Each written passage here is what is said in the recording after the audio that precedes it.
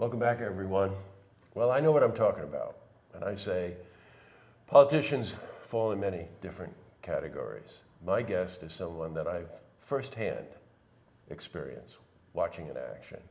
Asks tough questions, accepts responsibility for what they say, does research, and doesn't get up every day looking for the next photo op. And that happens to be Claudia Braymer. Welcome, Claudia. Thank you. My wife and I, have the honor of living in the 3rd Ward in Glens Falls, which is your current position, Supervisor, 3rd Ward, Glens Falls, right? Yes, right, you got it. However, Claudia, I gotta be honest, I don't know how many months ago it was, and I'm going through my emails, and I'm looking, and I look down and I go, holy mackerel, you're running for assembly. And I thought, this is gonna be very interesting. So, we covered your kickoff. It went fantastic, right? Yeah, it was really great. Lots of support out there, lots of energy. You know what? Let's build up a little bit. Let's give in case people don't know you.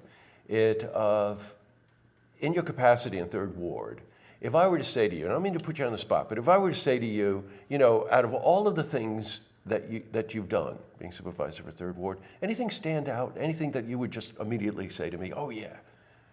Getting the county board to unanimously pass the Climate Smart Communities Pledge for our county was really something that was a great accomplishment for me personally and for the county, for us to see that and go forward on that particular item and start doing some of the clean energy action items under that program through DEC.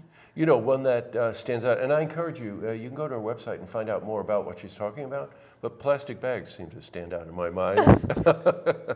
Well, I can't say that I actually got the plastic bag ban passed in the county, but I did work very hard on it. It went back and forth, and eventually we did get it to a public hearing at the county level, and I do think it was going to pass, but right at that time is when Governor Cuomo proposed a statewide ban on plastic bags. So that's going into effect in March, so people need to get ready for it.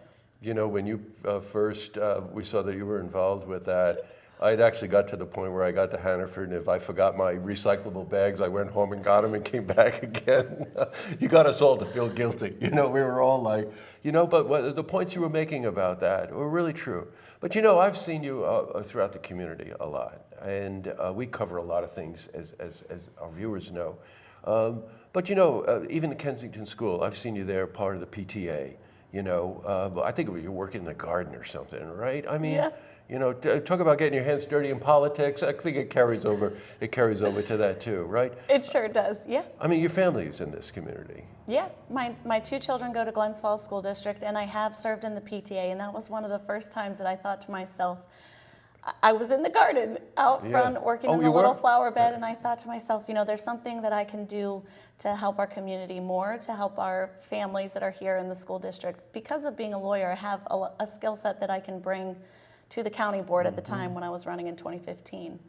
That's exactly where I was when I thought about this, the Kensington Road garden. Yes, which we can see from our house, by the way. Yeah. It's right there. It's beautiful. That school especially, and I watched the families walk up Roosevelt Boulevard, and it if anything epitomizes what you think a town should be like and the community should be like, it's really this little hub, right, that we've got in Glens Falls. It's pretty remarkable. It's special. Isn't it really is. Yeah, and I people think so are too. moving here. There are young people with children that are moving here because they want this small, close-knit, walkable community. Yeah, you're right. I want to commend you on something. We were up at the Ox Tax meeting recently, and when I made the reference at the beginning of this about ask the tough questions, don't take no for an answer.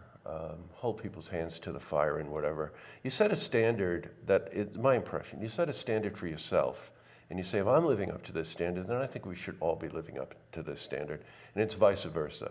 You were very forceful. I mean, a lot of good members on that committee, but you really did stand out. That hand was going up. What drives you like that, Claudia? What drives me? Well, I want to do a good job. I want the information to be available to all the committee members, and this was the first time I'm on the occupancy tax committee this year. Yeah, right. And so it was an opportunity for me to have access to some of the documents that I haven't been able to see before, and to really dig into it and ask those hard questions during the committee meeting so that we are getting the best bang for our buck at the county. Right. We have those dollars to spend for marketing, for events, and I want to make sure that we're doing what we should be doing with that money. They're public dollars. Mm-hmm. Boy, you're right about that. And again, just firsthand, I was there. I wanted to see what the meeting was like, and it was really. It was tough. It's a tough chore, but your hand was up, bing, bing, bing.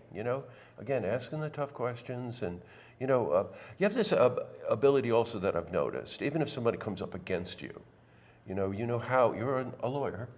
You know how to say, wait a minute, let's diffuse this. Some people call that across the aisle. Some people just talk about, we don't get anything done unless we negotiate, right? Right, and I respect other people, and they may have a differing opinion, and they may be right. I'd like to understand where they're coming from, what they have to offer, and then we can hopefully come to a better solution together, right, rather than just bashing heads against each other. Right, and unfortunately the political climate we're in now seems to want to favor that more than anything else, But that's one of my greatest skills, is that I'm a collaborator and I bring people together. Yes, I bet. If I were to ask you why you're running for assembly, what would you tell me? I think because of those reasons, I can be a very strong and effective voice in Albany, getting our message across to downstate Democrats. As a Democrat, I can speak their language and hopefully help them to understand that some of the things that they're proposing do not work for upstate. And then here in the district, I can work across the aisle with all of the Republican elected leaders. I'm already doing that with the district attorney here. Our treasurer is a Republican, and I respect them, and I believe they respect me as well, and I'll be able to continue that work. Well, I go back to the beginning, public service. That's a noble cause to start with. You think about what it takes, the sacrifice and just the personal time, but what you just said encapsulates that. It really does, and I think that's right. A number of things on your platform, and I encourage people to go to Claudia's website. You'll find out, you get a lot of information. You'll see it on the screen. Give me a couple of things that you think are priorities on your platform that you'd like to talk about. Yeah. Two things. So the first one is really responsible development of affordable housing for our workforce and for our seniors. Wow. There are already some programs out there, but I'd really like to see them working more effectively to have development of new affordable housing, especially in places like Lake George and Lake Placid, where tourism is taking up a lot of the housing that's available through things like Airbnb. So we need to find better ways to have housing for our families, that especially the people who are working in the tourism industry. They are basically getting priced out of being able to live in the communities where they work.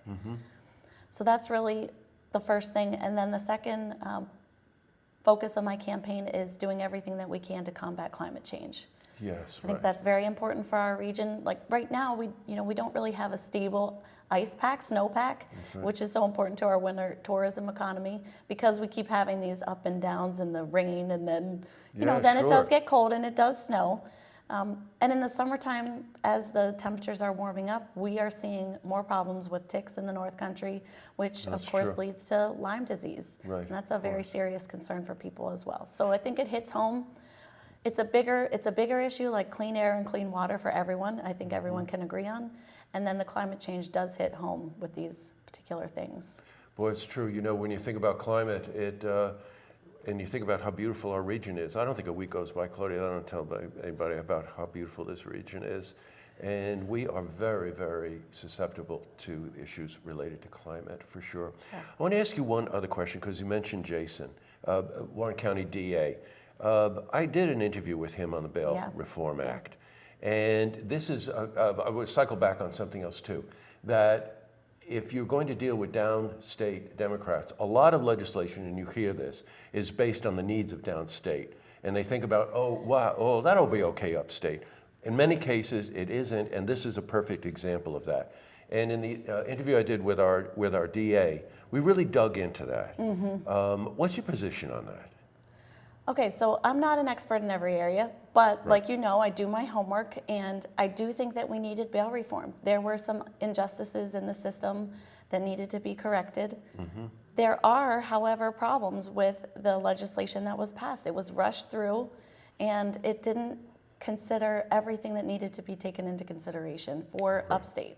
You know, there are some crimes, I know Jason would list off them. I can't list them off the top of my head that probably would rise to the level of a violent crime in our minds, and that bail should be available.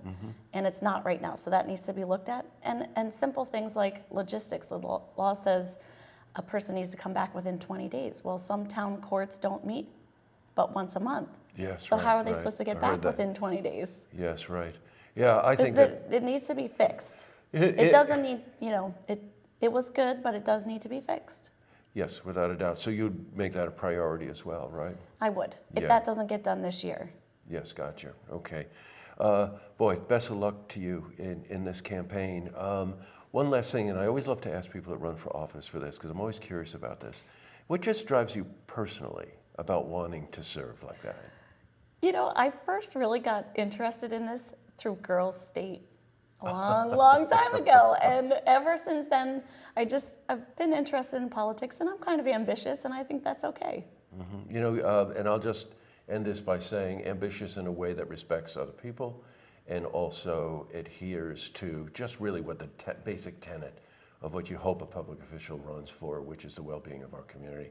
And I get that from you. I've known you a long time now. And so best of luck with the race. Thank you. Please go to ClaudiaBraymer.com, right? Yes. Well, that's an easy one to remember, right? Find out more about it.